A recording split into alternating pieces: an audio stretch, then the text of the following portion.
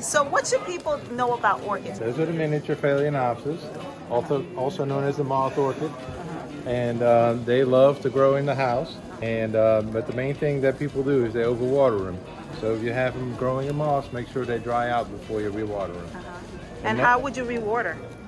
And you water it by watering, and you take these to the sink and put warm water and completely flush water through it. And you can see by the color of the roots if they're ready to be watered. When they turn this silvery color, they're ready to be watered. So many people kill orchids. What do you think is the reason why they kill Overwatering. Overwatering. Yep, exactly. Or too much sun. Or too much sun. So how many times should somebody water an orchid like this? You look at the plant and don't go by a time frame. Just look at the roots and see if they're ready or not. That way you know if it's ready or not. Okay, so if it's a silvery color like this, then that means that you have to water. Exactly. Yeah. Exactly. If I tell somebody it's going to be 2 weeks or 1 week, for one person it's right and for the other person it's not right. So it's better to look at the actual roots. And that's why they're grown in clear pots. So you can look. See how that's green? That's still wet. Don't water that. When it comes to fertilizing, should people fertilize? You're fertilizing these type of orchids. You only fertilize them when they're not in bloom. If you fertilize the orchids that are in bloom, what they're going to want to do is they're going to want to go from flowering, they want to go back to growing, okay? And then you lose your flowers. So only fertilize these type of orchids when they are out of flower. Oh, and that means when it's just no buds or anything, right? Exactly, when it's just leaves. How do you determine the health of an orchid? It's through the leaves, right? Yeah, if they see how they're nice and thick and they got like thickness to them, but they get shrivelly, that means that they have not been watered correctly. Oh, so if you have shriveled leaves, that means it's not being watered, right? So what happens is if you overwater this orchid, the roots will rot and then it can't take up any more moisture. So what's the first thing you're going to want to do is water it more. So you get into a situation where you can't get out of. So don't overwater them. Don't get into that situation. Because even if they're wet, at that point the leaves will start to shrivel and you cannot get them to rehydrate after that point. And last question, when should somebody repot? Repot them after they're done blooming and only when they're fully really grown out of the pot. When they're have so many roots, like this one right here, when they have so many roots that they're almost busting out of the pot. In other words, they like to be kind of tight. That way the roots will dry up faster. And what you do is with this one, you just wrap a little bit of fresh moss around it and then put it in the next size pot. Okay? Perfect. And it'll be happy. Yeah, I'll be happy. Awesome. I want to let you know, if your orchid leaves start to fall off, this is a huge secret that lots of people who begin orchid care don't know. If your leaves start to fall, if the blooms start to fall off in the orchid, your orchid is still alive. That's right, your orchid is still alive. Do not throw away your orchids if all the blooms have fallen off. So the first technique I'm going to show you is to water from the bottom. And when I say water from the bottom, I mean don't water like this, right? This is not a house plant. This is an orchid. And unfortunately, lots of people water like this. What you're going to do is take the orchid and keep it close to the bottom when it comes to watering, right next to the brim of the pot. That way you don't get water in here. This is the crown.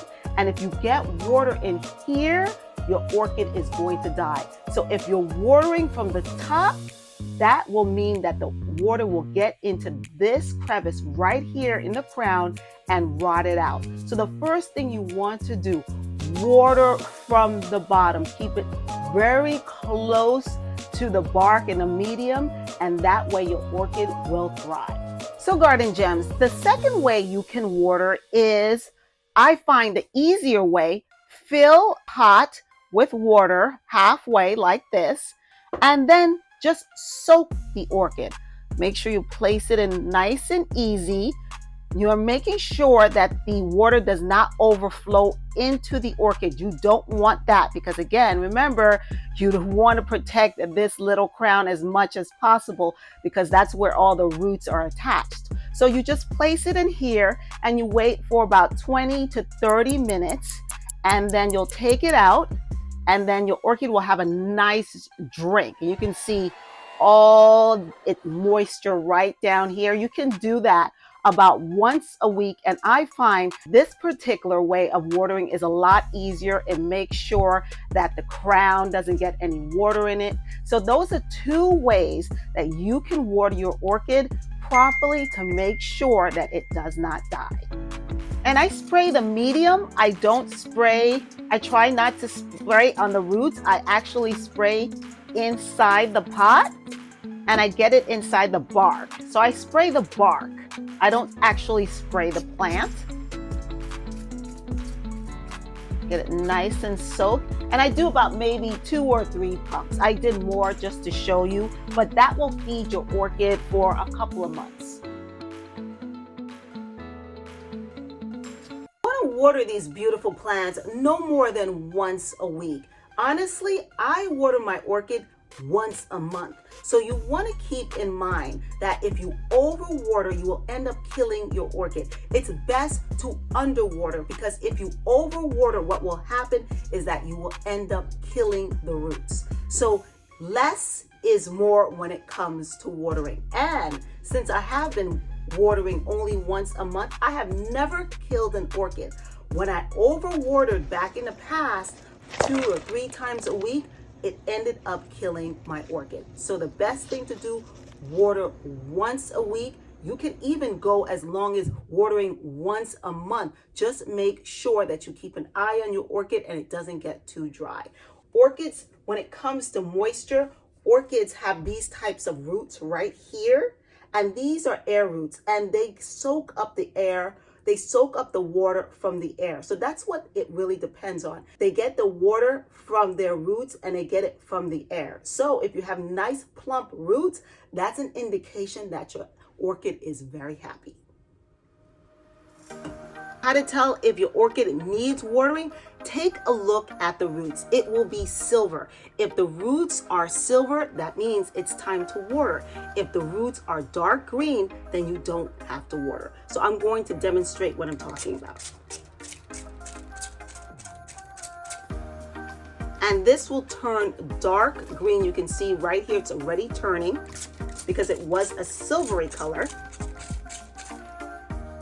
And it will become darker. And that's all you need. Just a little bit of spritz, and that's it. You don't need to dunk the water in, and be sure that you don't hit this area, which is the crown right here. If you hit that area, you get water in it, that's going to spell a lot of trouble for your orchid, and that could end up killing your orchid.